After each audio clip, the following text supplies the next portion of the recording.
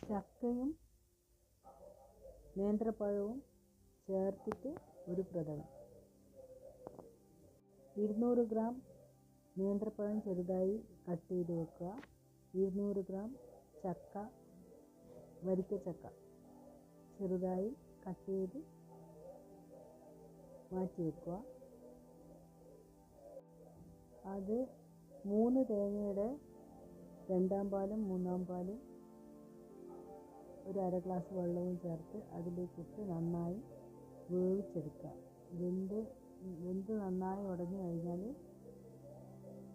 അരിപ്പൊടി തിളച്ച വെള്ളത്തിലിട്ടിട്ട് നീളത്തിൽ ഉരുട്ടിയെടുത്ത് പഴം മിക്സറിലിട്ട് അതും വീണ്ടും വേവിക്കുക. അതും വെന്ത് കഴിഞ്ഞാൽ 1/2 കിലോ ശർക്കര ഉരുക്കി വെച്ചത് അരിച്ച് നന്നായി ഈ മിക്സറിലേക്ക് ഒഴിച്ച് കുറച്ച് നേരം വേവിക്കുക. അത് പാകത്തിൽ കുറുകി വരുമ്പോൾ തലപ്പാൽ, തേങ്ങാപ്പാൽ ഒഴിച്ച് ഒന്ന് തിള വരുമ്പോൾ ഇറക്കി വെക്കുക. ആവശ്യമെങ്കിൽ നെയ്യിൽ 2 ടേബിൾ സ്പൂൺ നെയ്യിൽ അണ്ടിപ്പരിപ്പും മുന്തിരിയും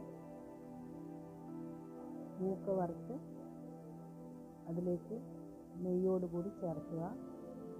ഏലക്കായ പൊടി ചേർത്ത് 1/2 ടീസ്പൂൺ മതി. ഏലക്കായ പൊടി ചേർത്ത് നന്നായി ഇളക്കി യോജിപ്പിച്ച് ഉപയോഗിക്കുക. എല്ലാവരും ചെയ്ത് നോക്കണം.